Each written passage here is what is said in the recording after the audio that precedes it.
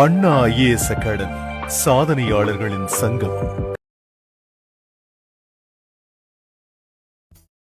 Welcome to Anna IAS academy. இப்போ எல்லாருமே group 2A preliminary முடிச்சிருப்பீங்க. அடுத்தது நல்லா பண்ணவங்க எல்லாருமே எதுக்காக வெயிட் பண்ணியிருப்பீங்க அப்படின்னா மெயின்ஸ் பண்ணலாம் அப்படின்ற ஆவல் இருப்பீங்க. ஸோ நமக்கு தெரியும் 2A ரெண்டு மெயின்ஸும் தனித்தனியாக நடக்க போகுது. இப்போ 2Aக்கான சிலபஸ் நம்ம ஆல்ரெடி விட்டுட்டாங்க, அதெல்லாம் பார்த்துருப்பீங்க. இப்போ 2Aல கொஸ்டின்ஸ் பேப்பர் எப்படின்னு நமக்கு தெரியாது இல்லைங்களா. இப்போ ஏன்னா மாடல் கொஸ்டின் பேப்பரு இன்னும் ரிலீஸ் பண்ணல, கண்டிப்பாக ரிலீஸ் பண்ணிவிடுவாங்க, டிஎன்பிசி மூலமாக ரிலீஸ் ஆகிடும். அதுக்கு முன்னாடி நம்ம அகாடமியில் என்ன பண்ணியிருக்கோம் அப்படின்னா, ஸோ பேசிக்காக இப்படி தான் வரும் அப்படின்னு சொல்லிட்டு சில மாடல் கொஸ்டின் பேப்பர்லாம் நம்மளே ரெடி பண்ணி அதை எக்ஸ்பிளைன் பண்ணிகிட்டு இருக்கோம். அப்படி பார்க்கும்போது 2Aல ஜென்ரல் ஸ்டடீஸ் அதில் மொத்தம் 5 யூனிட் இருக்குது இல்லைங்களா. அதில் 2வது யூனிட் தான் அட்மினிஸ்ட்ரேஷன். ஓகேவா, இந்தியா மற்றும் தமிழ்நாடு, குறிப்பாக தமிழ்நாடு தான் ஃபோக்கஸ் பண்ணுற மாதிரி இருக்கும். அந்த அட்மினிஸ்ட்ரேஷனில் எது அதிகமாக இருக்கும் அப்படின்னா பாலிட்டி அதிகமாக இருக்கும். ஓகேங்களா, இந்தியன் கான்ஸ்டியூஷன் அது தொடர்பான பாயிண்ட்ஸ் தான் நிறைய இருக்கும். அதுக்கப்புறம் தான் தமிழ்நாடு அட்மினிஸ்ட்ரேஷன்லாம் அதில் இருக்கும். ஸோ இப்படி பார்க்கும்போது ஆல்ரெடி நம்ம பாலிட்டி படித்தது தான் இருந்தாலும் மெயின்ஸ் அப்படின்னும் போது அப்ஜெக்டிவ் தான் இருந்தாலும் கூட இன்டெப்த்தாக என்ன பண்ணியிருப்பான், இன்டெப்த்தாக போக வாய்ப்பு இருக்குது. ஓகேங்களா, ஸோ இப்போ இப்போ ப்ரிலிமினரியில் ஓரளவுக்கு இதாக இருந்தாலும் பட் மெயின்ஸில் இன்னும் கூடுதலாகவே போக வாய்ப்பு இருக்குது. அப்போ நம்ம எந்த அளவில் கேட்டாலுமே நம்ம தயாராக இருக்கணும். ஸோ அப்படி பார்க்கும்போது நம்ம ரெடி பண்ணி சில சாம்பிள் கொஸ்டின்ஸ் வச்சுருக்கிறோம். இதை பாருங்கள், உங்களுக்கு கண்டிப்பாக ஒரு ஐடியாஸ் கிடைக்கும். ஆல்ரெடி படிச்சிருந்தீங்கன்னா பின்னாடி நீங்கள் ஆன்சர் சொல்லிட்டு வரலாம். ஃபஸ்ட்டு அப்படி நம்ம பார்க்கும்போது யூனிட் 2ல் பாலிட்டியில் டிவைசஸ் ஆஃப் பார்லிமெண்டரி ப்ரொசீடிங்ஸ், தமிழில் சொல்கிறதா இருந்தால் நாடாளுமன்ற கருவிகள் அப்படின்னு சொல்லலாம், நாடாளுமன்ற நடைமுறை கருவிகள் அப்படின்னு சொல்லலாம். அதில் ஒவ்வொரு கொஸ்டின்ஸாக பார்க்கலாம். First question போகலாங்களா. ஃபஸ்ட்டு கொஸ்டின் பாருங்கள், அசஷன். த devices of adjournment motion is not used by the Rajya Sabha. Reason, an adjournment motion does not result in removing the government from the office. So தமிழ்லையும் பார்த்தலாம், ஒத்திவைப்பு தீர்மானம் ராஜ்யசபாவில் பயன்படுத்துவதில்லை. காரணம், ஒத்திவைப்பு தீர்மானத்தின் முடிவில் அரசாங்கத்தை நீக்க முடியாது. ஸோ இப்போ நீங்கள் ஆல்ரெடி இதை படிச்சிருக்கலாம். பாருங்கள், த device of adjournment motion is not used by Rajya Sabha. S, correct. ஓகேங்களா, ஆனால் ஒத்திவைப்பு தீர்மானத்தின் முடிவில் அரசாங்கத்தை நீக்க முடியாதா? எஸ், நீக்க முடியாது. அப்போ ஆன்சர் என்ன வரலாம் அப்படின்னா கூற்று சரி, காரணம் சரி, ஆனால் சரியான விளக்கம் அல்ல. விஷயம் சரியான விளக்கம் அல்ல, இதான் ஆன்சராக வரும். அடுத்த கேள்வி போயிடலாமா. 2வது கேள்வி, which of the following is not a formally prescribed device available to the members of parliament? Option பாருங்கள், question hour, 0 hour, ½ an hour discussion, short duration discussion. தமிழில் ஒரு முறை பார்த்தலாம். கீழ்கண்டவற்றில் எது நாடாளுமன்ற உறுப்பினர்களுக்கு முறையாக குறித்துரைக்கப்பட்டுள்ள செயல்முறை கிடையாது? ஸோ இப்போ அப்படின்னும் போது இதில் புரிஞ்சுக்க வேண்டியது என்ன அப்படின்னா, கேள்வி நேரம், அரை மணி நேர விவாதம், குறுகிய கால விவாதம், இதெல்லாம் இருக்குது இல்லைங்களா. ஸோ இது நாடாளுமன்றத்தை அந்த நாடாளுமன்ற உறுப்பினர்களுக்காக வரையறுக்கப்பட்டுள்ள ஒரு கருவி ஆகும். ஆனால் இது முறையாக, ஓகேவா, முறையாகனா நாட் ஃபார்மல் இல்லாத ஒரு கருவி அப்படின்னா எதை சொல்லலாம், பூஜ்ய நேரத்தை சொல்லலாம். அப்போ ஆன்சர் 0 hour. ஆன்சர் 0 hour, தமிழில் பூஜ்ய நேரம். ஸோ இப்போ கேள்வி நேரம் தெரியும் இல்லையா, நம்ம பின்னாடி இன்னும் இதை பற்றிலாம் கொஞ்சம் பார்க்கலாம். கேள்வி நேரம் அப்படின்றது நாடாளுமன்றம் தொடங்கிய முதல் 1 மணி நேரம் உறுப்பினர்கள் கேள்வி கேட்பாங்க, அமைச்சர்கள் பதில் சொல்லுவாங்க. அதில் என்னென்ன வகை இருக்குன்னு நம்ம கூடுதலாக பார்க்கலாம். அரை மணி நேர விவாதம், ஒரு முக்கியமான பிரச்சனையை விவாதிச்சிருப்பாங்க நாடாளுமன்றத்தில். பட் ஆனால் என்ன தெரிஞ்சிருக்காது அப்படின்னா அந்த போதுமான விளக்கம் இன்னும் தேவைப்படுது அப்படின்னு உறுப்பினர்கள் ஃபீல் பண்ணாங்கன்னா அப்போது பயன்படுத்தக்கூடிய டிவைஸ் தான் ½ an hour டிஸ்கஷன், அரை மணி நேர விவாதம். குறுகிய கால விவாதம் பார்த்திங்க அப்படின்னா ஸோ இதுவுமே அதே தான், ஒரு பப்ளிக் அர்ஜென்ட் மேட்டரை விவாதித்திருப்பாங்க, கூடுதலாக இன்னும் தேவைப்படும் போது 2 மணி நேரம் ஒதுக்குவாங்க. இதுக்கு பேர் தான் குறுகிய கால விவாதம். நம்ம இதை அடுத்தடுத்த கேள்விகளை டீட்டெயிலாக பார்க்கலாம். ஸோ அப்போ பூஜ்ய நேரம் தான் இதுக்கான ஆன்சர். நமக்கு தெரியும் பூஜ்ய நேரம் ஒரு இந்திய கண்டுபிடிப்பு. 1962ஆம் ஆண்டு தான் இந்தியாவில் முதலாக பயன்படுத்துகிறாங்க. அடுத்த கேள்விக்கு போகலாமா. அடுத்து 3வது கேள்வி பார்க்கலாம். 3வது கேள்வி பாருங்கள், மேட்ச் த ஃபாலோயிங். இங்கே பாருங்கள், leader of the house, leader of the opposition, youth parliament, whip. தமிழே ஒரு முறை பார்த்துக்கலாம். நாடாளுமன்ற தலைவர், எதிர்கட்சி தலைவர், இளையோர் நாடாளுமன்றம், கொறடா அப்படின்னு இந்த பக்கம் 4 ஆப்ஷன் இருக்குது. இது மேட்ச் பண்ணணும். இப்போது நாடாளுமன்ற தலைவர், லீடர் ஆஃப் த ஹவுஸ் எங்கே சொல்லியிருக்காங்க அப்படின்னா ரூல் ஆஃப் த ஹவுஸில் சொல்லியிருக்காங்க. இந்த பதவி எங்கே சொல்லியிருக்காங்க? ரூல் ஆஃப் த ஹவுஸ் அந்த பதவியில் சொல்லியிருக்காங்க. லீடர் ஆஃப் த ஆப்போசிஷன் எங்கே மென்ஷன் பண்ணியிருக்காங்கன்னா பார்லிமெண்டரி ஸ்டேட்யூட் நாடாளுமன்ற சட்டத்தில் மென்ஷன் பண்ணியிருக்காங்க, சட்ட புத்தகத்தில். யூத் பார்லிமெண்ட் இது வந்து பார்த்திங்க அப்படின்னா 4th ஆல் இண்டியா விப்ஸ் கான்ஃபரன்ஸ் இருக்கு இல்லையா, அதன் மூலயமா உருவாச்சு. விப் அப்படின்ற பதவி, ஓகேங்களா, விப் என்ற பதவி, விப்னா கொறடா, இது நம்ம நாடாளுமன்றத்தோட ஒரு கன்வீனியன்ட்டுக்காக ஏற்படுத்திய ஒரு பதவி தான். நாடாளுமன்ற அரசாங்கத்தில் ஒரு கன்வென்ஷன் நம்மளுடைய கன்வீனியன்ட்டுக்காக ஏற்படுத்தினாங்க அப்படின்னு சொல்லலாம். அப்போ ஆன்சர் பாருங்கள், 1க்கு 2 2 இடத்துல இருக்கா? அப்போது லீடர் ஆஃப் த ஆப்போசிஷன் எங்கே? 3 2 3 4 1. அப்போ ஆன்சர் எங்கே இருக்குது? டெல்லியில் இருக்குது. ஆன்சர் எங்கே? டி. ஸோ தமிழ்லையும் பார்த்துங்க, நாடாளுமன்ற தலைவர் நாடாளுமன்ற அவை விதிமுறையில் குறிப்பிடப்பட்டுள்ளது. எதிர்க்கட்சி தலைவர் நாடாளுமன்ற சட்டத்தில் குறிப்பிடப்பட்டுள்ளது. இளையோர் நாடாளுமன்றம் நாடாளுமன்ற 4வது அகில இந்திய கொறடா மாநாட்டின்படி ஏற்படுத்தப்பட்டது. கொறடா நாடாளுமன்ற அரசாங்கத்தின் வசதிக்காக ஏற்படுத்தப்பட்டது. அடுத்து 4வது கேள்வி பார்க்கலாம். ஸோ 4th கொஸ்டின் பாருங்கள், இது ஸ்டேட்மெண்ட் கொஸ்டினாக கேட்டிருக்காங்க. ஸோ இதை பாருங்கள். Which of the following statement are not correct about the difference between censure motion and no confidence motion? தமிழில் பார்த்தலாம், கண்டன தீர்மானம் மற்றும் நம்பிக்கையில்லா தீர்மானம் இடையேயான வேறுபாடுகளில் கீழ்கண்டவற்றில் எது சரி? ஆர் கரெக்ட், ஓகேவா? எது சரி அப்படின்னு கேட்குறாங்க. ஸோ பாருங்கள், which of the following statement are correct. அந்த கொஸ்டின் நம்ம நல்லா படிச்சுக்கணும். என்ன கேட்குறாங்கங்க? கரெக்ட் எது அப்படின்னு தான் கேட்குறாங்க. எது தொடர்பாக? Difference between censure motion and no confidence motion, கண்டன தீர்மானத்துக்கும் நம்பிக்கையில்லா தீர்மானத்தையும் வேறுபடுத்துக அப்படின்ற மாதிரியான கொஸ்டின் இது. ஃபஸ்ட்டு பாருங்கள், sensor motion should state the reason for it's adoption whereas a no confidence motion need not state the reason for its adoption. அதாவது என்னென்னா, sensor மோஷனை ஏற்றுக்கிறதுக்கு காரணம் தேவை, ஆனால் நோ கான்ஃபிடன்ஸ் மோஷன் ஏற்றுக்கொள்ள காரணம் தேவையில்லை. அப்போது இந்த ஸ்டேட்மெண்ட்டு சரிதான், ஓகேவா? இந்த ஸ்டேட்மெண்ட்டு சரிதான். கீழே இருக்கு, கண்டன தீர்மானம் ஏற்றுக்கொள்ள காரணம் தேவை, அதே சமயம் நம்பிக்கையில்லா தீர்மானம் ஏற்றுக்கொள்ள காரணம் தேவையில்லை. 2வது பாருங்கள், no confidence motion can be moved only against council of minister whereas a censure motion can be moved against the council of minister or individual minister or group of minister. அதாவது ஒன்றும் இல்லை, நோ கான்ஃபிடன்ஸ் மோஷன் ஏற்றுக்கணும் அப்படின்னு யார் எதிராக கொண்டுட்டு வரலாம்னா ஒட்டுமொத்த அமைச்சரவைக்கு எதிராக கொண்டுட்டு வரலாம்.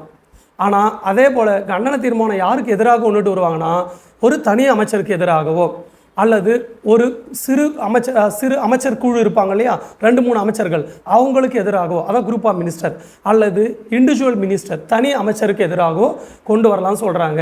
இந்த ஸ்டேட்மெண்ட்டும் சரிதான். 3வது ஸ்டேட்மெண்ட் போயிடலாமா? 3வது statement, the government must resign if a no confidence motion is passed. நம்பிக்கையில்லா தீர்மானம் நிறைவேறினா அரசாங்கம் பதவி விலகணும், சரிதான். அதே சமயம் கண்டன தீர்மானம் நிறைவேறினா, சென்சர் மோஷன் நிறைவேறினா அரசாங்கம் பதவி விலக வேண்டியது இல்லை. அப்போது இதுவுமே சரிதான். ஸ்டேட்மெண்ட்டு 3வதும் சரிதான். 4வது ஸ்டேட்மெண்ட் பார்த்துடலாமா? A censure motion can be moved in both Lok Sabha and Rajya Sabha, whereas no confidence motion in the moved only Lok Sabha. So அப்படி இல்லை, 2 மோஷனுமே, அதாவது நோ கான்ஃபிடன்ஸ் மோஷன் லோக் சபாவில் தான் எடுத்துகிட்டு வர முடியும், சென்சர் மோஷனும் எங்கே தான் லோக் சபாவில் தான் எடுத்துகிட்டு வர முடியும். அப்போது இந்த ஸ்டேட்மெண்ட்டு தப்பு, ஓகேங்களா? அப்போது ஆன்சர் பார்த்தீங்கன்னா எது தான்? 1 2 3 எங்கே இருக்குது? டீல் இருக்குது. அப்போ ஆன்சர் 1 2 3 சரி. தமிழ்லையுமே அப்படியே ஒரு முறை காமிக்கிறேன் பார்த்துங்க. ஸோ தமிழ்லையுமே கிளியராக இருக்கும். நான் சொல்கிறது தமிழ் இங்கிலீஷ் 2 இதுலையுமே இருக்கிறதால தமிழ் ஆஸ்பிரண்ட்டு நீங்கள் பார்த்துக்கலாம். ஆன்சர் எங்கே இருக்குது? டியில் இருக்குது. அடுத்து 5வது கேள்வி போயிடலாமா? 5வது கேள்வி பாருங்கள். which one of the following device calls attention of minister towards a matter of public importance? ஓகேங்களா? ஸோ இதிலே இருக்குது அமைச்சர்கள். இப்போ இது என்ன அப்படின்னா, கீழ்கண்டவற்றில் எந்த கருவி பொது முக்கியத்துவம் வாய்ந்த விவகாரத்தில் அமைச்சரின் கவனத்தை ஈர்க்க பயன்படுகின்றது? ஸோ இப்போது ஒரு நாடாளுமன்ற அவை நடந்துக்கிட்டே இருக்குது. அப்படி நடந்துகிட்டு இருக்கும்போது ஏதாவது ஒரு இன்சிடென்ட் நடந்திருக்கலாம், public urgent matters, example railway accident நடந்திருக்கலாம், இல்லை மணிப்பூர் மாதிரியான ஒரு கலவர இஷ்யூ நடந்திருக்கலாம். ஏதோ ஒரு இஷ்யூ நடக்குன்னா அந்த சம்மந்தப்பட்ட அமைச்சரை கவனத்தை ஈர்ப்பதற்காக என்ன பண்ணுவாங்க? ஒரு மோஷன் எடுத்துகிட்டு வருவாங்க. அப்போ அதிலே தெரியுது கவன ஈர்ப்பு தீர்மானம். இங்கிலீஷில் பாருங்கள் காலிங் அட்டென்ஷன் மோஷன் அல்லது காலிங் அட்டென்ஷன் நோட்டீஸ், ரெண்டுமே ஒன்று தான். ஸோ இப்போ 5க்கு ஆன்சர் பார்த்தீங்கன்னா ஆன்சர் என்னது? பி. அரை மணி நேர விவாதம் நம்ம ஏற்கனவே சொன்னோம். இது வந்து அமைச்சரோட கவனத்தை ஈர்ப்பதற்காக கொண்டுட்டு வர மாட்டாங்க, இன்னும் கூடுதல் கிளாரிஃபிகேஷனுக்காக. அதே போல் தான் குறுகிய கால விவாதமும் கூடுதல் விவாதத்துக்கு கிளாரிஃபிகேஷனாக எடுத்துகிட்டு வருவாங்க. ஒத்திவைப்பு தீர்மானம் இது வேறு ஒரு காரணம். ஒத்திவைப்பு தீர்மானம் இப்போ நடக்கக்கூடிய விஷயத்தெல்லாம் ஒத்தி வச்சுட்டு நீங்கள் பேசுங்க அப்படின்றத ஒத்திவைப்பு தீர்மானம். இதுவும் நம்ம பின்னாடி பார்க்கலாம். ஸோ ஆனால் இந்த கொஸ்டினுக்கான ஆன்சர் பார்த்தீங்கன்னா பி, கவன ஈர்ப்பு தீர்மானம், காலிங் அட்டென்ஷன் மோஷன். அடுத்து 6வது கேள்வி போயிடலாம். 6வது கேள்வி பாருங்கள், த correct statement about 0 hour. So எதை பற்றி பேசுகிறாங்க? 0 hour இன்க்ளூட்ஸ், 0 hourக்குள்ளே எதெல்லாம் வரும் அப்படின்னு கேட்குறாங்க. ஓகேவா? ஃபஸ்ட்டு பாருங்கள், it is the first hour of every sitting in both the houses of parliament. So நமக்கு தெரியும் பூஜ்ய நேரம் தொடர்பான சரியான கூற்றுக்கள் இவற்றை உள்ளடக்கியதுன்னு சொல்கிறாங்க. நாடாளுமன்ற இரு அவைகளின் முதல் 1 மணி நேரம் அப்படின்னு சொல்கிறாங்க. இது பூஜ்ய நேரம் கிடையாது, தவறு. நாடாளுமன்றத்தோட அடுத்த 1 மணி நேரம் தான் என்னது? பூஜ்ய நேரம். முதல் 1 மணி நேரம் தெரியலையா? கேள்வி நேரம். ஸோ அப்போ அந்த கூற்று தவறு. அடுத்து 2வது ஸ்டேட்மெண்ட் பார்க்கலாமா? It is mention in the rules of business of house of parliament. அதுவும் கிடையாது. இதில் என்ன பண்ணலை? Rules of business of house of பார்லிமெண்ட்டில் குறிப்பிடப்படலை. ஓகேங்களா? அடுத்து வந்து பார்த்தீங்க அப்படின்னா 3வது ஸ்டேட்மெண்ட் போகலாமா? During this time matters of urgent public importance are raised. இது சரி. இந்த டைமில் எதை பற்றி பேசுவாங்கன்னா பப்ளிக், அதாவது பொது முக்கியத்துவம் வாய்ந்த பிரச்சனை நடந்திருக்கும், பப்ளிக் அர்ஜென்ட் மேட்டர் இருக்கும், அதை பற்றி ரைஸ் பண்ணுவாங்க 0 hourல. அப்போ அது சரி. 4th ஸ்டேட்மெண்ட் போயிடலாம். It is the time immediately following the question hour in both the houses of parliament. ஓகேங்களா? ஸோ இது என்ன சொல்கிறாங்க அப்படின்னா இது கொஸ்டின் அவர் முடிஞ்சதுமே தொடங்கும் அப்படின்றாங்க நாடாளுமன்றத்தில். கரெக்டு தான். ஓகேவா? இது 3 சரி, 4 சரி தான். 5வது ஸ்டேட்மெண்ட் பார்க்கலாம். It is an Indian innovation in parliamentary proceeding since 1964. இதில் ஓரளவுக்கு சரி. இது ஒரு இந்திய கண்டுபிடிப்பான 0 hour இந்திய கண்டுபிடிப்பு தான். ஆனால் 1964 கிடையாது, 1962 நடைமுறையில் இருக்குது. ஸோ அப்போது இந்த ஸ்டேட்மெண்ட்டு தவறு. அப்போது எந்த ஸ்டேட்மெண்ட்டு தான் சரி அப்படின்னா 3, 4 சரி. ஆப்ஷனில் பாருங்கள் எங்கே இருக்குது அப்படின்னா 3, 4 ஆப்ஷன் எங்கே இருக்குது? ஆப்ஷன் பியில் இருக்குது. ஓகேங்களா? புரியுது தானே? இந்த கொஸ்டின்ஸ் உங்களுக்கு புரியும்னு நினைக்கிறேன். ஸோ தமிழ்லேயே ஒரு முறை பார்த்துங்க. நாடாளுமன்ற இரு அவைகளின் முதல் 1 மணி நேரம் கிடையாது. நாடாளுமன்ற அவைகளின் அலுவல் விதிமுறையில் குறிப்பிடப்படல, அதுவும் கிடையாது. இந்த நேரத்தில் அவசரமான பொது முக்கியத்துவம் வாய்ந்த பிரச்சனைகள் எழுப்பப்படும், சரிதான். நாடாளுமன்ற இரு அவைகளில் கேள்வி நேரம் முடிந்தது தொடங்கும், சரிதான். ஓகேங்களா? 1964 நடைமுறையில் உள்ள இந்திய நாடாளுமன்ற நடைமுறையாகும், கிடையாது. 62 இருக்குது. இதில் நீங்கள் கூடுதலாக ஒரு சிலது தெரிஞ்சுக்கலாம். என்ன அப்படின்னா இது வந்து 1962 ஓகேங்களா நமக்கு என்ன இருக்குது? இது நாடாளுமன்றத்தில் இருக்குதுன்னு சொல்லிட்டோம். ஓகேங்களா? அது பிரச்சனை இல்லை. ஆனால் 2014 இதில் சேஞ்சஸ் பண்ணுறாங்க. என்ன சேஞ்சஸ் பண்ணுறாங்க? ராஜ்யசபாவில் முதல் 1 மணி நேரம் பூஜ்ய நேரமாகும், அடுத்த 1 மணி நேரம் கேள்வி நேரம் ஆகும். அதாவது 1962 இரண்டாவது 1 மணி நேரம் தான் பூஜ்ய நேரமாக இருந்தது, முதல் 1 மணி நேரம் கேள்வி நேரமாக இருந்தது. இப்படி தான் போயிட்டே இருந்தது. ஆனால் 2014 என்ன ஆயிடுச்சுன்னா முதல் ராஜ்யசபாவில் மட்டும் முதல் 1 மணி நேரம் பூஜ்ய நேரம், அடுத்த 1 மணி நேரம் கேள்வி நேரம்னு ராஜ்யசபாவில் மட்டும் மாற்றிருக்காங்க. லோக்சபாவில் நார்மலாக போயிட்டுருக்கு. ஓகேங்களா? ஸோ இந்த விளக்கம் உங்களுக்கு புரிஞ்சிருக்குன்னு நினைக்கிறேன். நம்ம அடுத்து 7வது கேள்விக்கு போயிடலாம். அடுத்து 7வது கொஸ்டின் பார்க்கலாம். இதுவும் ஒரு ஸ்டேட்மெண்ட் கொஸ்டின். நீங்கள் ஸ்டூடெண்ட் வந்து இப்போ மெயின்ஸ் நம்ம ப்ரிப்பேர் பண்ணுறதால ஸ்டேட்மெண்ட் கொஸ்டினாக எடுத்திருக்காங்க. ஸோ நம்ம ஒரிஜினல் எக்ஸாம்லேயுமே ஸ்டேட்மெண்ட் கொஸ்டின் நிறைய வர வாய்ப்பு இருக்கிறதால ஸ்டேட்மெண்ட் கொஸ்டின் பார்த்து நம்ம பயப்படக்கூடாது. இப்போவே என்ன பண்ணணும்னா நல்லா ப்ராக்டிஸ் பண்ணிக்கணும். ஸ்டேட்மெண்ட் கொஸ்டினாக ப்ராக்டிஸ் பண்ணும்போது நமக்கு எக்ஸாமில் ஸ்டேட்மெண்ட் கொஸ்டின் கேட்டாலும் இல்லை எளிமையாக கேட்டாலுமே நமக்கு என்ன இருக்கும்? நமக்கு ரொம்ப ஈஸியாக இருக்கும். அதனால தான் ஸ்டேட்மெண்ட் கொஸ்டினாக நிறைய எடுத்திருக்கோம். ஸோ ஃபஸ்ட்டு ஸ்டேட்மெண்ட் பார்க்கலாம். இது எதுனா the correct statement about calling attention of notice or it is a device of calling the attention of the minister to the matter of urgent public importance.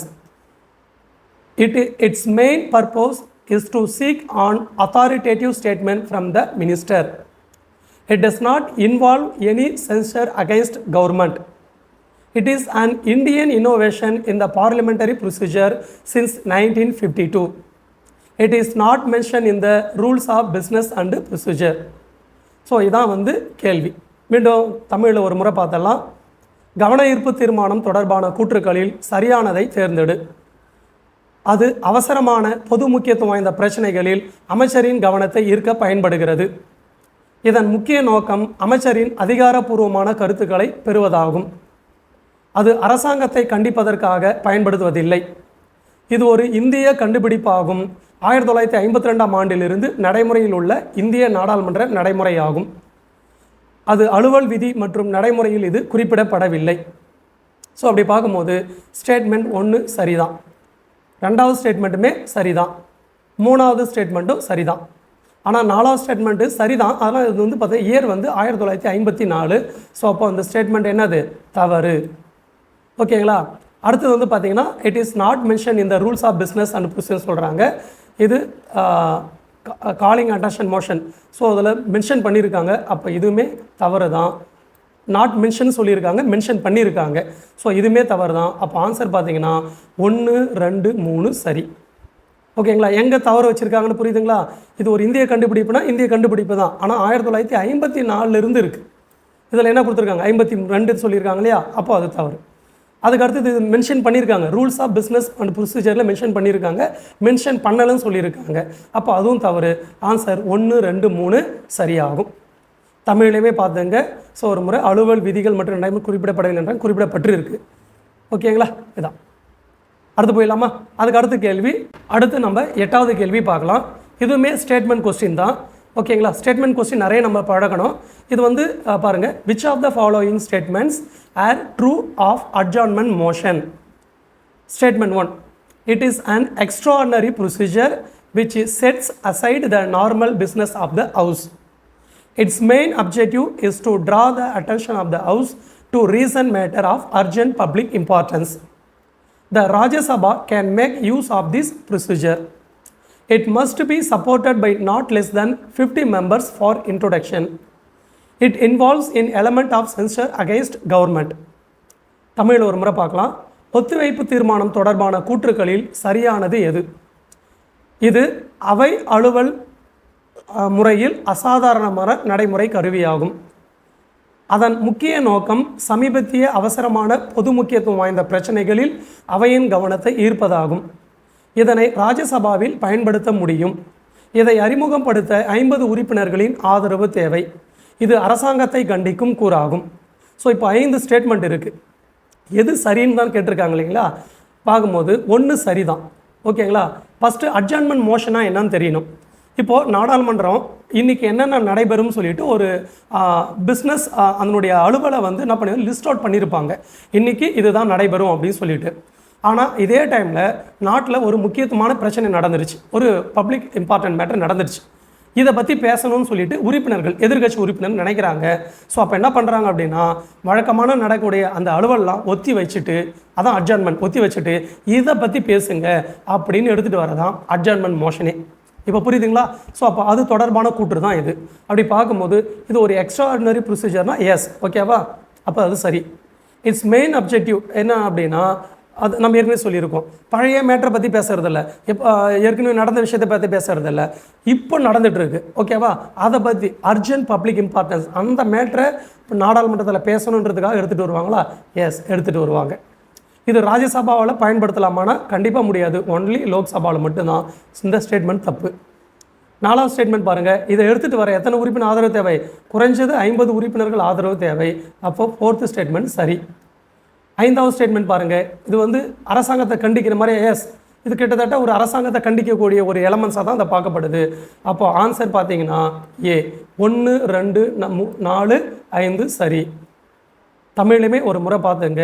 So 1, 2, 4, 5 சரியாகும். அடுத்து 9வது கேள்வி போயிடலாம். So இது ஒரு எளிமையான கேள்வி தான். No confidence motion to be admitted in the Lok Sabha needs the support of அப்படின்னு கேட்குறாங்க. தமிழில் பார்க்கலாம். நம்பிக்கையில்லா தீர்மானத்தில் மக்களவையில் கொண்டு வருவதற்கு எத்தனை உறுப்பினர்கள் ஆதரவு தேவை? ஃபஸ்ட்டு நம்பிக்கையில்லா தீர்மானம் ஏன் கொண்டு வருவாங்க அப்படின்னு பார்க்கணும். ஸோ நமக்கு தெரியும், ஆர்டிகல் 75 நம்ம பார்த்துருக்கோம். கவுன்சில் ஆஃப் மினிஸ்டர் பற்றி பேசுவாங்க. கவுன்சில் ஆஃப் மினிஸ்டர் 75ல் 1ல் கவுன்சில் ஆஃப் மினிஸ்டர் இருக்காங்க இல்லையா, இந்த கவுன்சில் ஆஃப் மினிஸ்டர் எப்போ தொடருவாங்கன்னா அவையில் நம்பிக்கை இருக்கிற வரைக்கும் தான் தொடர முடியும். அவையில் நம்பிக்கை இழந்துட்டாங்கன்னா தொடர முடியாது. அப்போ எதிர்க்கட்சிகள் தான் இந்த நம்பிக்கை இல்லா தீர்மானத்தை கொண்டு வருவாங்க. இந்த கவுன்சில் ஆஃப் மினிஸ்டர் மீது எங்களுக்கு நம்பிக்கை இல்லை, தட் மீன்ஸ் இந்த கவர்மெண்ட் மீது நம்பிக்கை இல்லை, இது அவங்களுக்கு போதுமான பலம் கிடையாதுன்னு நினைக்கிறோம் அப்படின்னு சொல்லிட்டு எதிர்க்கட்சிகள் எடுத்துகிட்டு வருவாங்க. எத்தனை உறுப்பினர்கள் ஆதரவு இருந்தால் இந்த தீர்மானம் எடுத்துகிட்டு வரலாம், இதுதான் அந்த கேள்வி. ஆன்சர் 50. ஆன்சர் 50. ஓகேங்களா? 50 மெம்பர்ஸ் அவங்களுடைய ஆதரவு இருந்தால் மட்டும்தான் எடுத்துகிட்டு வர முடியும். நமக்கு தெரியும், நோ கான்ஃபிடன்ஸ் மோஷன் அரசாங்கத்தை கவிழ்ப்பதற்காக எதிர்க்கட்சிகளால் எடுத்துகிட்டு வரும். ஓகேங்களா? அரசாங்கத்துக்கு போதுமான ஆதரவு இல்லைன்னு சொல்லிட்டு அதை எடுத்துகிட்டு வருவாங்க. நம்பிக்கையில்லா தீர்மானம் எடுத்துகிட்டு வர 50 உறுப்பினர் ஆதரவு தேவை. நம்பிக்கையில்லா தீர்மானம் நிறைவேறினா என்ன ஆகுனா ஆட்சி கலைஞ்சிடும். நீங்கள் ரீசெண்டாக இதை கேள்விப்பட்டிருக்கலாம். நம்பிக்கையில்லா தீர்மானம் ரீசெண்டாக நடந்தது எப்போனா 2023 மிஸ்டர் நரேந்திர மோடி அவர்களுக்கு எதிராக, அந்த அரசாங்கத்துக்கு எதிராக நம்பிக்கையில்லா தீர்மானம் கொண்டு வந்தாங்க. ஆனால் அந்த தீர்மானம் தோல்வி அடைஞ்சிது. அந்த தீர்மானம் வெற்றி அடைஞ்சால் ஆட்சி கலைஞ்சிட்டு இருக்கும். நம்பிக்கையில்லா தீர்மானம் பற்றி கூடுதலாக நீங்கள் சில தகவல்கள் தெரிஞ்சுக்கலாம். ஸோ அப்படி பார்க்கும்போது நம்பிக்கையில்லா தீர்மானம் ஃபஸ்ட்டு யார் சந்தித்தாங்கன்னா பிரதமர் ஜவஹர்லால் நேரு தான் சந்தித்தார். நம்பிக்கையில்லா தீர்மானத்தை சந்தித்த முதல் பிரதமர் யார் அப்படின்னா ஜவஹர்லால் நேரு. ஓகேங்களா? எப்போ அப்படின்னா 1962 இந்தியா சீனா வார் நடக்குது இல்லையா, இந்த சீனா வார் முடிவில் இந்தியா தோல்வி அடையுது. ஸோ அப்போ இந்த அரசுக்கு நம்பிக்கை இல்லைன்னு சொல்லிட்டு 63ல் ஜேபி கிருபாலினி அவர்கள் கொண்டு வந்திருப்பாங்க. அப்போது முதல் நம்பிக்கையில்லா தீர்மானத்தை சந்தித்த பிரதமர்னா ஜவஹர்லால் நேரு, கொண்டு வந்த உறுப்பினர் அப்படின்னா ஜேபி கிருபாலினி. ஆனால் அந்த நம்பிக்கையில்லா தீர்மானம் தோல்வி அடைஞ்சது. அதனால் அரசுக்கு ஒரு பிரச்சனையும் இல்லை. அதிக முறை நம்பிக்கையில்லா தீர்மானத்தை சந்தித்த பிரதமர் யாருன்னு சொன்னால் இந்திரா காந்தி. எத்தனை முறை சந்திச்சிருக்காங்கன்னா 15 டைம்ஸ் சந்திச்சிருக்கிறாங்க. ஓகேங்களா? இதே போல் நம்பிக்கையில்லா தீர்மானம் சந்தித்து பதவி இழந்த பிரதமர்னா முதல் பிரதமர் அப்படின்னா விபி சிங் 1990. தட் மீன்ஸ் என்னன்னா இந்திரா காந்தி நிறைய முறை சந்திச்சிருந்தாலும் ஒரு முறை கூட அவங்க நம்பிக்கையில்லா தீர்மானம் சந்தித்து பதவி விலகலை. ஓகேங்களா? ஆனால் நம்பிக்கையில்லா தீர்மானம் சந்தித்து பதவி விலகிய முதல் பிரதமர் யார் அப்படின்னா விபி சிங், விஸ்வநாத் பிரதாப் சிங் 1990. ஓகேங்களா? நரேந்திர மோடி அவர்கள் கூட 2 முறை நம்பிக்கையில்லா தீர்மானம் சந்திச்சிட்டாரு. 2019 ஒரு முறையும், 2018 ஒரு முறையும், 2023 ஒரு முறையும் அவர் சந்திச்சிருக்கார். ஓகேங்களா? ஸோ இதான் நம்பிக்கையில்லா தீர்மானம். மக்களவையில் மட்டும்தான் கொண்டு வர முடியும். 50 உறுப்பினர்கள் ஆதரவு தேவை. ஓகேங்களா? அடுத்து போயிடலாமா? அடுத்தது 10வது கேள்வி பார்க்கலாம். Which of the following statements are incorrect? இங்கே பாருங்கள், நல்லா வார்த்தை போடுங்க. தவறானது எது அப்படின்னு கேட்குறாங்க. About unstarred question, it is distinguished by an asterisk mark. Answer to such a question is given orally. Answer to such a question is not followed by supplementary questions. It does not carry an asterisk mark. Answer to such a question is given in a written form. So இங்கே பார்த்தலாம், நட்சத்திர குறியீடு இல்லாத வினாக்கள் தொடர்பாக கூற்றுக்களில் தவறானவை எவை? அது நட்சத்திர குறியீட்டால் குறிக்கப்பட்டிருக்கும், வாய் வழியாக பதிலளிக்கப்படும், துணை கேள்விகள் கேட்க முடியாது, நட்சத்திர குறியீடு குறிப்பிடப்பட்டிருக்காது, எழுத்துப்பூர்வமாக பதிலளிக்கப்படும். இதான் 5 ஸ்டேட்மெண்ட்டு. இதில் எது இன்கரெக்ட்னு கேட்குறாங்க. It is distinguished by an asterisk mark, இது தவறு. நட்சத்திர குறியீடு வினா, ஓகேவா? அன்ஸ்டார்டு கொஸ்டினுக்கு அந்த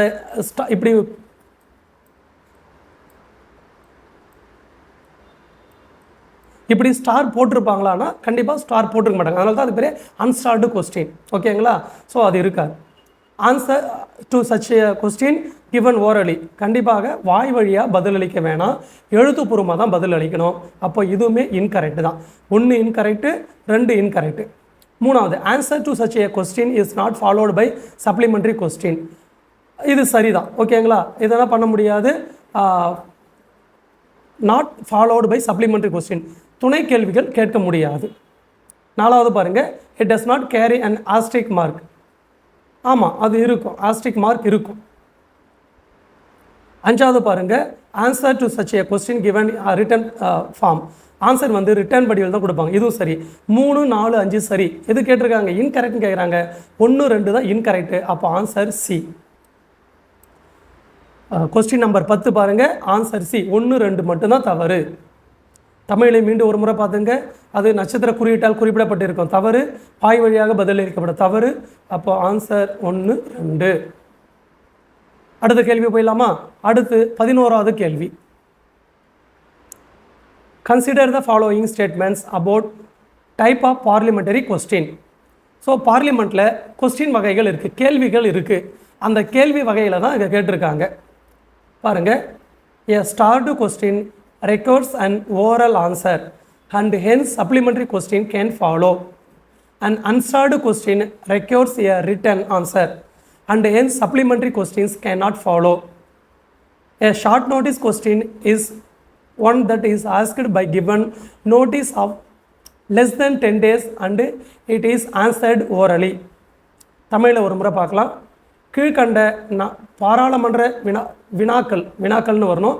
வினாக்களின் வகைகளின் அடிப்படையிலான கூற்றுக்களை கவனி. நட்சத்திர குறியீட்டு வினாவிற்கு வாய்மொழியாக பதிலளிக்கப்படும் மற்றும் துணை கேள்விகள் கேட்க முடியும். நட்சத்திர குறியீடு இல்லாத வினாவிற்கு எழுத்துப்பூர்வமாக பதிலளிக்கப்படும் மற்றும் துணை கேள்விகள் கேட்க முடியாது. 10 நாட்களுக்கு குறையாமல் கேட்கப்படும் வினா குறுகிய கால வினாவாகும் மற்றும் வாய்மொழியாக பதிலளிக்கப்படும். ஸோ இது ஆன்சர் பார்த்தீங்கன்னா, மேற்கண்ட கூற்றுகளில் சரியானது எவைன்னு கேட்குறாங்க. மேற்கண்ட அனைத்தும் சரி. மேற்கண்ட அனைத்தும் சரி. ஓகேங்களா? ஸோ இப்போது இதை பற்றி எக்ஸ்ப்ளனேஷன் பார்க்கலாம். நாடாளுமன்றம் காலை 11 மணிக்கு தொடங்கும். 11 மணிக்கு தொடங்கினதும் முதல் 1 மணி நேரம் கேள்வி நேரம், கொஸ்டின் அவர். 3 வகையான கேள்விகள் நம்ம நாடாளுமன்றத்தில் இருக்குது. ஒன்று வந்து பார்த்திங்கன்னா ஸ்டார்டு கொஸ்டின், 2வது அன்ஸ்டார்டு கொஸ்டின், 3வது ஷார்ட் நோட்டீஸ் கொஸ்டின். அதான் அங்கே சொல்கிறாங்க. அதாவது நட்சத்திர குறியீட்டு வினா, நட்சத்திர குறியீடு இல்லாத வினா, குறுகிய கால வினா. நட்சத்திர குறியீட்டு வினாவுக்கு அமைச்சர் உறுப்பினர்கள் கேள்வி கேட்பாங்க, சம்மந்தப்பட்ட அமைச்சர் பதில் சொல்லுவாங்க. அப்போ பார்க்கும்போது வாய் வழியாக பதிலளிப்பாங்க, துணை கேள்விகள் கேட்க முடியும். ஆனால் நட்சத்திர குறியீடாள வினாவுக்கு எழுத்துப்பூர்வமாக பதிலளிப்பாங்க, துணை கேள்விகள் கேட்க முடியாது. ஏன்னா அமைச்சர் அங்கே இருக்க வாய்ப்பு இல்லை. ஸோ ஆன்சர் மட்டும் கொடுத்துட்டு அவர் போயிருக்கலாம். அதனால் துணை கேள்விகள் கேட்க முடியாது. 10 நாட்களுக்கு குறையாமல் கேட்கப்படும் வினா தான் குறுகிய கால வினா. ஸோ இப்படி 3 வகையான கேள்விகள் உண்டு. அதற்கான கண்டிஷன் இப்படி தான். அப்போது 11வது கேள்விக்கு ஆன்சர் டி, அனைத்தும் சரி. அடுத்து போயிடலாமா? அடுத்த கேள்வி 12வது கேள்வி. 12வது கேள்வி பாருங்கள்.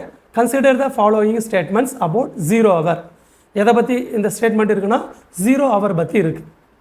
0 hour is a informal device available to the members of parliament to raise matters without any prior notice. 0 hour is mentioned in the rules of procedure. பூஜ்ய நேரம் தொடர்பான கூற்றுகளை கவனி.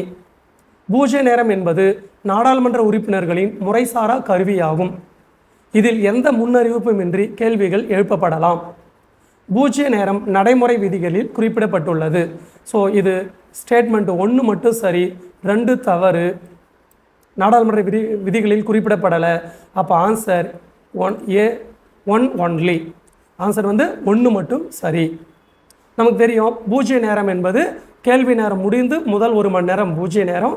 1962 பூஜ்ய நேரத்தை பயன்படுத்துகிறாங்க. இது இந்திய நாடாளுமன்றத்தில் முதல் பயன்படுத்துறதால இது ஒரு இந்திய கண்டுபிடிப்பு அப்படின்னு சொல்லலாம். அடுத்த கேள்வி போயிடலாமா? அடுத்து 13வது கேள்வி பார்க்கலாம். இது ஒரு 2 ஸ்டேட்மெண்ட்டுக்கு இருக்கிற கொஸ்டின் தான். Consider the following statements about privilege motion. It is concerned with the breach of parliamentary privilege by a minister. Its purpose is to censure the consider minister. சலுகை முன்னுரிமை தீர்மானம் தொடர்பான கூற்றுக்களை கவனி. இது அமைச்சரால் நாடாளுமன்ற சலுகைகள் மீறப்படுவதை பற்றி குறிப்பிடுகிறது. இதன் நோக்கம் சம்பந்தப்பட்ட அமைச்சரை கண்டிப்பதாகும். ஸோ இதுவுமே பாருங்கள், ப்ரிவிலேஜ் மோஷன் அப்படின்னா சலுகை முன்னுரிமை தீர்மானம் அப்படின்னு பேர்.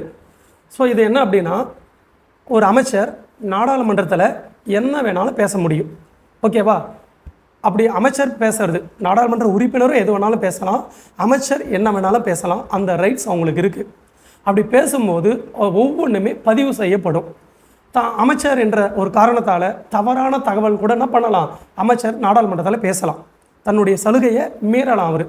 ஓகேங்களா? அப்படி மீறும் போது இந்த உரிமை சலுகை மீறல் இல்லை உரிமை மீறல் தீர்மானம் கொண்டு வருவாங்க. ஓகேங்களா? ஸோ அதை தான் சொல்கிறாங்க. அப்போது சலுகை மீறல் இது அமைச்சரால் நாடாளுமன்ற சலுகைகள் மீறப்படுவதை பற்றி குறிப்பிடுகிறது. Yes, correct. ஓகேங்களா, கரெக்ட். இதன் நோக்கம் சம்பந்தப்பட்ட அமைச்சரை கண்டிப்பதாகும். இதுவுமே சரிதான். ஆமாம், நீங்கள் என்ன பண்ணுறீங்க, கொடுத்தக்கூடிய அதிகாரத்தை மீறுறீங்க அப்படின்னு அவரை கண்டிப்பதற்காக எடுத்துகிட்டு வருவாங்க. ஸோ அதுதான் 2 ஸ்டேட்மெண்ட்டும் சரிதான். அப்போ ஆன்சர் போத் 1 and 2 கரெக்ட். ஓகேங்களா, ஸோ இது புரியும்னு நினைக்கிறேன் உங்களுக்கு. மீண்டும் சொல்கிறேன், அமைச்சரை கண்டிக்கிறதுக்காக எடுத்துகிட்டு வரக்கூடியது தான் ப்ரிவிலேஜ் மோஷன் அப்படின்னு சொல்லுவாங்க. ப்ரிவிலேஜ்னா அவருடைய சலுகையை மீறாரு, அவர் பிரீச் பண்ணுறாரு. ஓகேவா, அதை கண்டிக்கிறதுக்காக எடுத்துகிட்டு வர ஒரு தீர்மானம் தான் இந்த சலுகை முன்னுரிமை தீர்மானம். அடுத்தது 14வது கேள்வி போயிடலாம். Consider the following statements about அட்ஜார்ன்மெண்ட் motion. அட்ஜார்ன்மெண்ட் motion அப்படின்னா ஒத்திவைப்பு தீர்மானம். அது தொடர்பான கூற்று பற்றி சொல்லியிருக்காங்க. Rajya Sabha is not permitted to make use of this device. There is no limitation on the number of matters it can cover. So ஒத்திவைப்பு தீர்மானம் தொடர்பான கூற்றுகளை கவனி. இந்த கருவியை ராஜ்யசபா அனுமதிப்பதில்லை. இது எத்தனை பிரச்சனைகளை வேண்டுமானாலும் உள்ளடக்கி இருக்கலாம். எண்ணிக்கை வரையறை கிடையாது. மேற்கண்ட கூற்றுகளில் எது சரி இல்லை எவை சரின்னு கேட்குறாங்க. ஸோ ராஜ்யசபாவில் பர்மிட் பண்ண மாட்டாங்கன்னா எஸ், இந்த கருவியை ராஜ்யசபா அனுமதிப்பது இல்லை. ஓகேவா, அட்ஜார்ன் மோஷன் எங்கே பயன்படுத்துறது கிடையாது, ராஜ்யசபாவில் பயன்படுத்துறது கிடையாது. அந்த ஸ்டேட்மெண்ட் சரிதான். ஆனால் அது வந்து என்னது, there is no limitation on the number of matters it can கவர்னா கிடையாது. ஒத்திவைப்பு தீர்மானம் எடுத்துகிட்டு வராங்க அப்படின்னா ஏதாவது ஒரு பிரச்சனையை எடுத்துகிட்டு வந்து தான் என்ன பண்ண முடியும், ஒத்திவைப்பு தீர்மானத்தை எடுத்துகிட்டு வருவாங்க. அதை விட்டுட்டு நிறைய பிரச்சனைகளை அதுக்குள்ளே எடுத்துகிட்டு வரலாம்னா முடியாது. எத்தனை பிரச்சனை வேணுமோ உள்ளடக்கலாமானா கிடையாது. இந்த ஸ்டேட்மெண்ட்டு தவறு. ஓகேங்களா, எத்தனை பிரச்சனை தான், ஏதாவது ஒரு பிரச்சனை தான் எடுத்துகிட்டு வர முடியும். அப்போது ஸ்டேட்மெண்ட்டு 1 மட்டும் சரி, 2வது தவறு. ஓகேங்களா, அடுத்தது 15வது கேள்வி போயிடலாம். 15வது கேள்வி ஒரு பொறுத்துக. ஓகேங்களா, இங்கே பாருங்கள், quorum, language of the parliament, rights of ministers and attorney general, summon of the parliament. இந்த பக்கம் பார்க்கலாம், குறைந்தபட்ச உறுப்பினர்கள் வருகை, நாடாளுமன்ற மொழி, அமைச்சர்கள் மற்றும் தலைமை வழக்கறிஞரின் உரிமை, நாடாளுமன்றத்தை கூட்டுதல். இந்த பக்கம் அதனுடைய தொடர்புடைய விதிகள் கொடுத்துருக்காங்க. ஸோ இதை மேட்ச் பண்ணணும். கோரம் அப்படின்னு ஒன்று இருக்குது. கோரம்னா நமக்கு தெரியும், நாடாளுமன்றத்தில் மினிமம் ஸ்ட்ரென்த் ஆஃப் ஹவுஸ், குறைந்தது இவ்வளோ உறுப்பினர் வந்தால் மட்டும்தான் என்ன பண்ண முடியும், அவை நடத்த முடியும். அது வந்து பார்த்திங்க அப்படின்னா 10ல் 1 பங்கு. எவ்வளோ உறுப்பினர்கள், 10ல் 1 பங்கு உறுப்பினர்கள் வந்தால் தான் அவையை நடத்த முடியும். அப்படின்னா ராஜ்யசபானா 25 உறுப்பினராவது வந்திருக்கணும், லோக்சபானா 55 உறுப்பினர்களாவது வந்திருக்கணும். அப்படி சொல்லக்கூடிய ஆர்டிக்கல் தான் என்னென்னா ஆர்டிக்கல் 100. கோரம் பற்றி சொல்லக்கூடிய ஆர்டிக்கல் என்னது, 100. லாங்குவேஜ் ஆஃப் பார்லிமெண்ட் நமக்கு தெரியும், நாடாளுமன்றத்தில் உறுப்பினர்கள் இங்கிலீஷ்லேயும் ஹிந்திலையும் தான் பேசணும். ஓகேங்களா, இருந்தாலும் தங்களுடைய தாய்மொழியில் பேசலாமா, தாராளமாக பேசலாம். ஓகேங்களா, நாடாளுமன்றத்தில் 2 மொழி தான் பயன்படுத்தும் மொழியாக இருக்குது. ஒன்று இங்கிலீஷ், இன்னொன்று ஹிந்தி. இது நார்மலாக பயன்படுத்தக்கூடிய மொழி. ஆனால் உறுப்பினர் தமிழ்நாட்டிலேருந்து போகிற உறுப்பினர் தமிழ் தான் தெரியுது, வேறு எதுவும் தெரியல அப்படின்னா அவர் தாய்மொழியில் பேசலாம். அதுக்கு சொல்லக்கூடிய ஆர்டிக்கல் வந்து ஆர்டிக்கல் 120. ஆர்டிக்கல் 120 என்ன அலோவ் பண்ணுது, உறுப்பினர்கள் தங்கள் தாய்மொழியில் பேசலாம் நாடாளுமன்றத்தில் அப்படி சொல்கிறாங்க. Rights of minister and attorney general, அமைச்சர்களும் அட்டார்னி ஜெனரலும் நாடாளுமன்றத்தில் பேசலாமா, பேசலாம். அதற்கான article 88.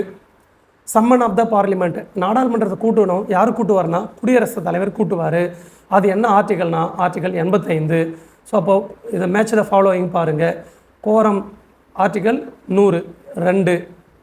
Language of the parliament article 120 4 2 4. Rights of ministers and attorney general article 1. இதை இருக்குது பாருங்கள், ஆப்ஷன் 7 இருக்குது. அப்புறமா summon of the parliament article 85. So கொஞ்சம் தள்ளி போயிருக்கு இந்த ஸ்டேட்மெண்ட் பார்த்துங்க. ஆன்சர் வந்து எங்கே இருக்குது, ஆப்ஷன் 7 இருக்குது. புரியுதுங்களா? ஸோ தான் இதோ இருக்கு பாருங்கள், கிளியராக ஆப்ஷன் 7.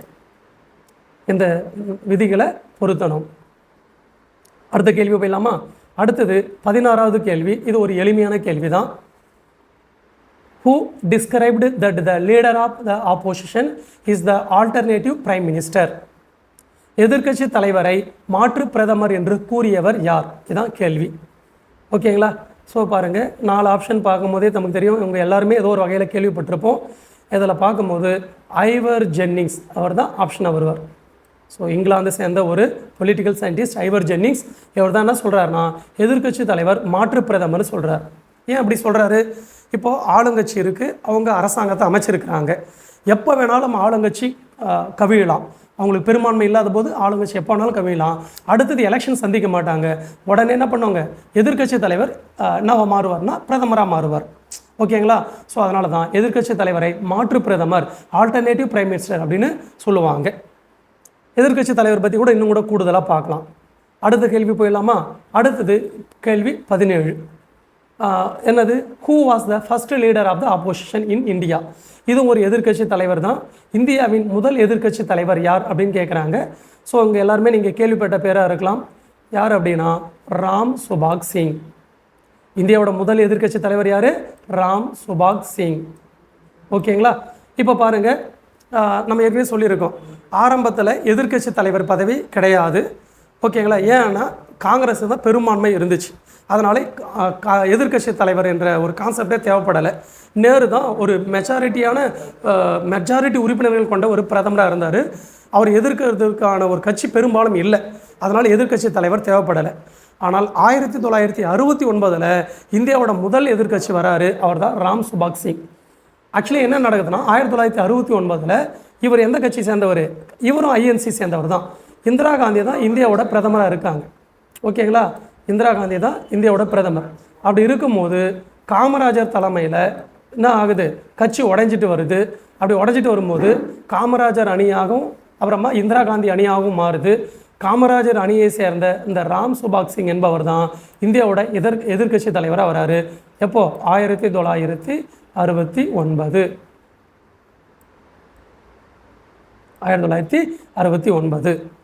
எல்கே அத்வானி, இவருடைய சிறப்பு என்ன தெரியுமா? இந்தியாவோட மிக நீண்ட கால எதிர்க்கட்சி தலைவர்னா எல்கே அத்வானி. ஓகேங்களா? எப்போ இருந்தாருன்னா 2009 2014 வரைக்கும் 5 ஆண்டுகள் எதிர்க்கட்சி தலைவராக இருந்திருப்பார். யார்? எல்கே அத்வானி. இது ஒரு சிறப்பு இருக்குது எல்கே அத்வானிக்கு. அது தெரியல, எல்கே அத்வானி துணை பிரதமராக வந்திருக்கிறாரு. எதிர்க்கட்சியோட இந்தியாவின் நீண்ட கால எதிர்க்கட்சி தலைவர்னா எல்கே அத்வானி சொல்லலாம். ஜிவி மௌலாங்கர் நமக்கு தெரியும், அவர் இந்தியாவோட முதல் சபாநாயகர் சொல்லுவாங்க. ஸோ மொரார்ஜி தேசாய் தெரியும், அவர் பிரதமர். ஓகேவா? அவர் இந்தியாவோட மிக வயதான பிரதமர். வயதான காலத்தில் பிரதமர் ஆனார்னா இவர் தான். இந்தியாவின் முதல் நான் காங்கிரஸ் பிரதமர் கூட சொல்லலாம். எல்லாமே காங்கிரஸில் இருந்தவர் தான். பின்னாடி காங்கிரஸ் கட்சியிலிருந்து வெளியேறி என்னது ஜனதா கூட்டணி அப்படின்னு அமைச்சு ஒரு கூட்டணி உருவாக்கி பிரதமராக இருப்பார். ஸோ இப்படி தான் இந்த எதிர்க்கட்சி தலைவர். நமக்கு இங்கே உங்களுக்கு ஒரு கேள்வி ஆல்ரெடி நீங்கள் படிச்சிருக்கலாம். எதிர்க்கட்சி தலைவருக்கு கேபினெட் அமைச்சருக்கு இணையான அந்தஸ்து கொடுத்துருப்பாங்க. கேபினெட் அமைச்சருக்கு அமைச்சருக்கு என்ன அதிகாரம் இருக்கோ, என்னென்ன சலுகை இருக்கோ, அந்த சலுகை யாருக்கு இருக்கும்? எதிர்க்கட்சி தலைவருக்கு இருக்கும். இது எந்த ஆண்டு இந்த ஸ்டேட்டஸ் கொடுக்குறாங்க? ஸோ அதை கமெண்ட் பண்ணுங்கள். அடுத்த கேள்வி போலாமா? அடுத்தது 19வது கேள்வி. Match the following. இது ஒரு பொறுத்துக. ½ an hour discussion, short duration discussion, special mention, Lok Sabha. இந்த பக்கம் பாருங்கள், notice under rule 377, allotment of 3 days in a week, allotment of 3 days a week, okay 2 days a week, Rajya Sabha அப்படின்னு கொடுத்துருக்காங்க. தமிழில் ஒரு முறை பார்த்தலாம். அரை மணி நேர விவாதம், குறுகிய கால விவாதம், சிறப்பு குறிப்பிடுதல், மக்களவை. ஸோ ஓகேங்களா, இதை பொறுத்துக்கணும். அரை மணி நேர விவாதம், நாடாளுமன்றத்தில் அரை மணி நேர விவாதத்துக்கு வாரத்தில் எத்தனை நாள் ஒதுக்குவாங்கன்னா 3 நாட்கள் ஒதுக்குவாங்க. குறுகிய கால விவாதம் வாரத்தில் 2 நாள் ஒதுக்குவாங்க. சிறப்பு குறிப்பிடுதல் எங்கே இருக்குன்னா விதி 377, சிறப்பு குறிப்பிடுதல் எங்கே சொல்லியிருக்காங்கன்னா ராஜ்யசபாவில் சொல்லியிருக்காங்க. மக்களவை அதை சிறப்பு குறிப்பிடுதல் எங்கே இருக்குன்னா விதி 377 கீழான அறிவிப்பு அப்படின்னு சொல்கிறாங்க. ஸோ இதை பற்றி கொஞ்சம் டீட்டெயிலாக பார்க்கலாம். இப்போது ½ an hour டிஸ்கஷன், ஏற்கனவே ஒரு விவாதம் நடைபெற்று இருக்கும். முடிஞ்ச அளவுக்கு அதில் டீட்டெயிலாக விவாதிச்சிருப்பாங்க. இருந்தாலும் கூடுதல் ஒரு அரை மணி நேரம் ஒதுக்குவாங்க. அதான் அரை மணி நேர விவாதம். இந்த விவாதம் வாரத்தில் எத்தனை நாள் ஒதுக்குவாங்கன்னா 3 நாட்கள் ஒதுக்குவாங்க. திங்கள், புதன், வெள்ளி இப்படின்னு 3 நாட்கள் ஒதுக்குவாங்க. அடுத்தது ஷார்ட் டியூரேஷன் டிஸ்கஷன். இது வந்து பார்த்திங்கன்னா 2 மணி நேர விவாதம்னு சொல்லுவாங்க. ஒரு மேட்டர் ஒரு விஷயம் விவாதிக்கப்பட்டிருக்கோம், கூடுதல் தெளிவு பெறுவதற்காக 2 மணி நேரம் ஒதுக்குவாங்க. இதுக்கு பேர் தான் ஷார்ட் டியூரேஷன் டிஸ்கஷன்னு பேர். வாரத்தில் 2 நாட்கள் ஒதுக்குவாங்க. எப்போனா செவ்வாய்க்கிழமை வியாழக்கிழமை இந்த 2 நாள் ஒதுக்குவாங்க. ஸ்பெஷல் மென்ஷன் இப்போது நாடாளுமன்றத்தில் அரை மணி நேர விவாதம், குறுகிய கால விவாதம், மற்ற தீர்மானங்கள்லாம் நடந்திருக்கும். அது இல்லாமல் வேறு ஏதாவது ஒரு விவாதம் எடுத்துகிட்டு வரணும்னு நினச்சாங்கன்னா ஸ்பெஷல் மென்ஷன் அப்படின்னு எடுத்துகிட்டு வருவாங்க. அது ராஜ்யசபாவில் ஸ்பெஷல் மென்ஷன் எடுத்துகிட்டு வருவாங்க. லோக்சபாவில் அதே ஸ்பெஷல் மென்ஷன் தான்.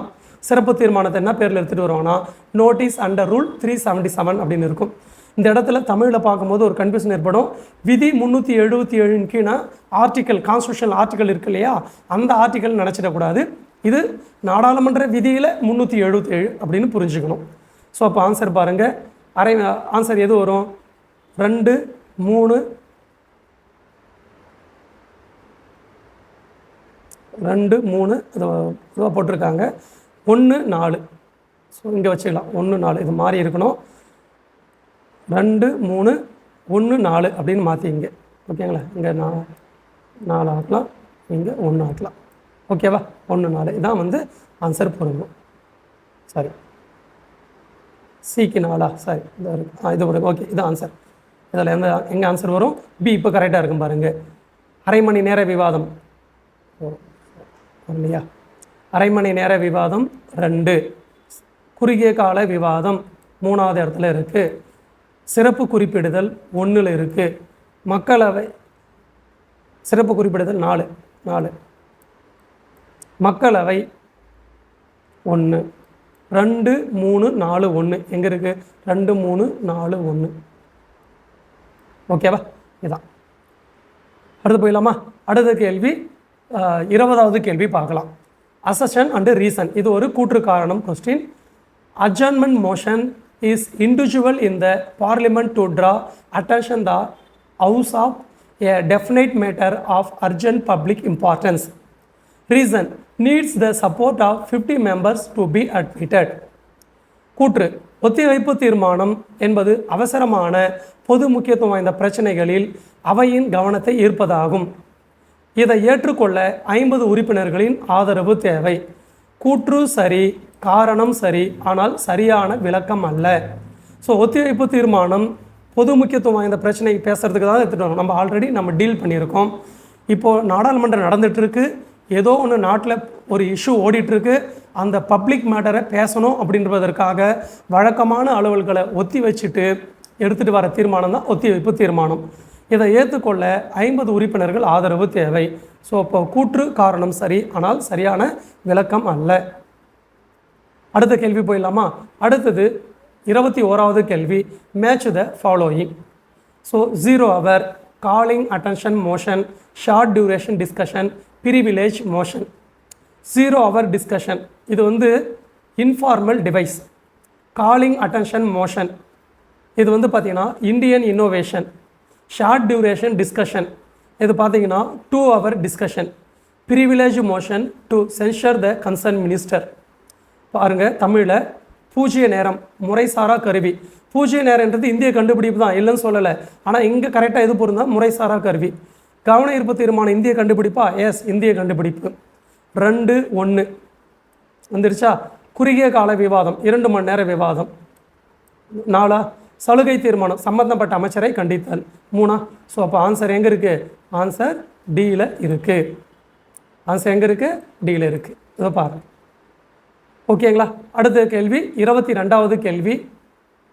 Which of the following tool of the control may be adopted for raising a discussion in the house of on a matter of urgent public importance. கீழ்கண்ட எந்த கருவி அவசரமான பொது முக்கியத்துவம் வாய்ந்த பிரச்சனைகளில் அவையில் விவாதிப்பதற்காக ஏற்றுக்கொள்ளப்படுகிறது? ஸோ இப்போ பாருங்கள், இதில் வந்து சென்ஷர் மோஷன் வராது, கட் மோஷன் வராது.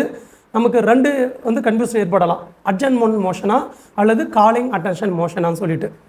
இப்போ பாருங்கள், பொது முக்கியத்துவம் வாய்ந்த பிரச்சனைகளை பேசணும் அவையில் விவாதிப்பதற்கு. அப்போது ஒத்திவைப்பு தீர்மானம் தான் சரியாக இருக்கும். ஏற்கனவே நம்ம பார்த்தது தான். ஓகேங்களா? அட்ஜர்ன்மெண்ட் மோஷன் தான் சரி. அடுத்த கேள்வி போயிடலாமா? ஓகேங்களா?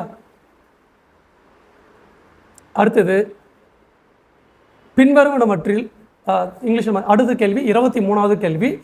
Which of the following parliamentary device is related to the drawing of attention of the speaker towards incorrect or incomplete answers by the ministers. பின்வருவனவற்றில் எந்த நாடாளுமன்ற கருவி அமைச்சரால் வழங்கக்கூடிய தவறான அல்லது முழுமை அல்லாத விடைகள் குறித்து சபாநாயகரின் கவனத்தை கொண்டு செல்லப்படுகிறது? ஸோ ஆன்சர் வந்து சி, ப்ரிவிலேஜ் மோஷன். ஸோ இது வந்து ஈஸி தான். என்ன அப்படின்னா, அமைச்சர் நாடாளுமன்றத்தில் ஒரு விஷயத்தை சொல்லிகிட்டு இருக்காரு. அப்படி கூறிட்டு இருக்கும்போது தவறான விஷயத்த சொல்கிறார், இல்லை குறையான விஷயத்த சொல்கிறார், முழுமை பெறலை அந்த விஷயத்தில் அப்படின்னா, அப்போ உறுப்பினர் ஒரு தீர்மானம் எடுத்துகிட்டு வரலாம். அந்த தீர்மானம் தான் என்ன அப்படின்னா, முழுமையல்லாத விடைகள் குறித்து அல்லது அமைச்சரால் வழங்கக்கூடிய தவறான விஷயத்தை குறித்து சபாநாயகர் கவனத்துக்கு எடுத்துகிட்டு போகிறது ப்ரிவிலேஜ் மோஷன், சலுகை தீர்மானம். ஓகேங்களா? ஸோ இதான் 23வது கேள்வி. அடுத்து போயிடலாமா? அடுத்தது 24வது கேள்வி பாருங்கள். ராஜ்யசபா கூட்டம் நடைபெறுவதற்கு குறைந்தபட்ச உறுப்பினர்கள் எவ்வளோ வேணும் அப்படின்னு கேட்குறாங்க. ஸோ அதான் சொன்னோம், கோரம் அப்படின்னு சொல்கிறாங்க. அப்படி பார்க்கும்போது 25. ராஜ்யசபா நடக்கணும்னா குறைந்தபட்சம் மினிமம் ஸ்ட்ரென்த்து 25 பேர் வந்தால் அவை நடைபெறும். சப்போஸ் 24 பேர் தான் வந்திருக்காங்கன்னா கோரம் இல்லை, குறைந்தபட்ச உறுப்பினர் இல்லைன்னு அர்த்தம். ராஜ்யசபா சேர்மன் என்ன பண்ணிவிடுவார், அவையே ஒத்தி வச்சுடுவார். இதே தான் லோக்சபா நடைபெறணும்னா மினிமம் ஸ்ட்ரென்த்து 55 பேராவது இருக்கணும். அப்படி இல்லை அப்படின்னா அவை என்ன பண்ணிவிடுவாங்க, ஒத்தி வச்சுடுவாங்க. ஓகேங்களா? இதை பற்றி சொல்லக்கூடிய ஆர்டிக்கல் 100. ராஜ்யசபானா சேர்மன் முடிவெடுப்பார், லோக்சபா அப்படின்னா சபாநாயகர் முடிவெடுப்பார். அடுத்த கேள்வி போகலாமா? கடைசி கேள்வி 25வது கேள்வி. Match the following. ஓகேங்களா? 0 hour, calling attention motion, short duration discussion, official language act. இந்த பக்கம் வாங்க. பூஜ்ய நேரம், கவன ஈர்ப்பு தீர்மானம், குறுகிய கால விவாதம், அலுவலக மொழிகள் சட்டம். ஸோ 0 hour நமக்கு தெரியும், இது 1962 நேராக இருக்குது 1962. Calling attention motion 1954. Short duration discussion 1953. Official language act 1963. So பாருங்கள், பூஜ்ய நேரம் 1962, கவன ஈர்ப்பு தீர்மானம் 1954, குறுகிய கால விவாதம் 1953, அலுவல் மொழி சட்டம் 1963. ஓகேவா? ஸோ இப்போது ஆன்சர் 1, 2, 3, 4 எங்கே இருக்குது? டியில் இருக்குது. அதாவது பூஜ்ய நேரம் இந்திய கண்டுபிடிப்பு தான் 1962 இந்தியாவில் அறிமுகப்படுத்துகிறாங்க. கவன ஈர்ப்பு தீர்மானம் 1954 அறிமுகப்படுத்துகிறாங்க. குறுகிய கால விவாதம் 1953 அறிமுகப்படுத்துகிறாங்க. அலுவலக மொழிகள் சட்டம் 1963 ஏற்றுறாங்க. ஸோ இதுவும் வந்து ஒரு முக்கியமான கேள்வி. ஸோ இயர் வச்சு கேட்குறதால கன்ஃபியூஸ் ஆக வேண்டாம். அப்படி ஒரு காலவரிசையாக பார்த்துங்க. 53, 54, 62, 63 இப்படி காலை வரிசைப்படுத்துகிற மாதிரி பார்த்துக்கிட்டிங்கன்னா இந்த கொஸ்டின்ஸ் உங்களுக்கு இன்னும் ஈஸியாக இருக்கும். ஓகேங்களா? இதில் புரியறதுக்காக சொல்கிறேன். பூஜ்ய நேரம், கவன ஈர்ப்பு தீர்மானம் ரெண்டுமே இந்திய கண்டுபிடிப்பு. ஓகேங்களா? அதே போல் குறுகிய கால விவாதம் எந்த ஆண்டிலிருந்து நடைமுறையில் இருக்குது? 1953 இருக்குது. குறுகிய கால விவாதத்துக்கு இன்னொரு பேர் என்னது? அரை மணி நேர 2 மணி நேர விவாதம் சொல்லுவாங்க. அரை மணி நேர விவாதம் தனியாக ஒன்று இருக்குது. ஓகேங்களா? குறுகிய கால விவாதத்துக்கு வாரத்தில் எத்தனை நாள் ஒதுக்கப்படும்? 2 நாட்கள் ஒதுக்கப்படும், செவ்வாய்க்கிழமை வியாழக்கிழமை. அரை மணி நேர விவாதத்துக்கு வாரத்தில் எத்தனை நாள் ஒதுக்கப்படும்? 3 நாட்கள் ஒதுக்கப்படும், திங்கள், புதன், வெள்ளி இப்படின்னு. ஸோ இந்த கொஸ்டின்ஸ் பாருங்கள். நம்ம ப்ரிலிமினரி ஆங்கிளில் படிக்கும் போது, குரூப் 4, குரூப் 2 ப்ரிலிமினரி ஆங்கிளில் நீங்கள் படிக்கும் போது கண்டிப்பாக நம்ம நாடாளுமன்றத்துக்குள்ளே இன்டெப்த்தாக போய் படிச்சிருக்க மாட்டோம். கொஸ்டின்ஸும் அவ்வளோ இன்டெப்த்தாக வராது. ஆனால் குரூப் 2 மெயின்ஸ் அப்படின்னு நம்ம சொல்ல முடியாது. அப்ஜெக்டிவ் அப்படின்னு சொல்லியிருந்தால பாலிட்டி இருக்கிறதால நம்ம இந்த டாப்பிக்குள்ளே கண்டிப்பாக உள்ள நாடாளுமன்றத்தை இன்டெப்த்தாக போய் கேட்க மிக மிக வாய்ப்புகள் அதிகமாக இருக்குது. நம்ம ஏற்கனவே சொன்ன மாதிரி நம்ம ரொம்ப இன்டெப்த்தாகவும் தெரிஞ்சு வச்சுக்கிட்டா, ரொம்ப கடினமாகவும் தெரிஞ்சுக்கிட்டா, எளிமையாக இருந்தாலும் நம்ம போட்டலாம். ஈஸியாக கடினமாக இருந்தாலும் நம்ம அதுக்கு தயாராக இருக்கும், ஈஸியாக நம்ம அட்டன் பண்ணலாம். அப்போது ஒரு ப்ரிப்ரேஷன் தயாராகும் போது ஈஸி டு டஃப் நம்ம இந்த லெவலில் நம்ம கரெக்டாக இருக்கணும். அப்போ தான் நம்ம இது பண்ணுவோம். இப்போ உங்களுக்கு இங்கே டவுட் வரலாம், கொஸ்டின்ஸ் எப்படி கேட்பாங்க அப்படின்னா, கண்டிப்பாக டிஎன்பிசி ஒரு மாடல் கொஸ்டின் பேப்பர் விடும். இருந்தாலும் நம்ம இப்படி தான் வரும்னு சொல்லிட்டு நம்ம ஒரு கெஸ்ட்டில் நம்ம என்ன பண்ணுறோம், கொஸ்டின்ஸ் கொடுக்குறோம். கண்டிப்பாக நம்மளுடைய கணிப்பு சரியாக இருக்கும். நீங்கள் இதே போல் படிக்க ஆரம்பிங்க. நாட்கள் அதிகம் வேஸ்ட் பண்ணாமல் யாரெல்லாம் சரியாக பண்ணியிருக்குன்னு நினைக்கிறீங்களோ அவங்க எல்லாமே ப்ரிப்பரேஷன் ஸ்டார்ட் பண்ணிவிடுங்க. ஸோ அதுதான் பெட்டராக இருக்கும், பெஸ்ட்டாக இருக்கும். ஓகேங்களா? நம்ம அடுத்தடுத்த வகுப்புகளில் பார்க்கலாம். ஸோ எல்லாருக்கும் ஆல் த பெஸ்ட். தேங்க்யூ.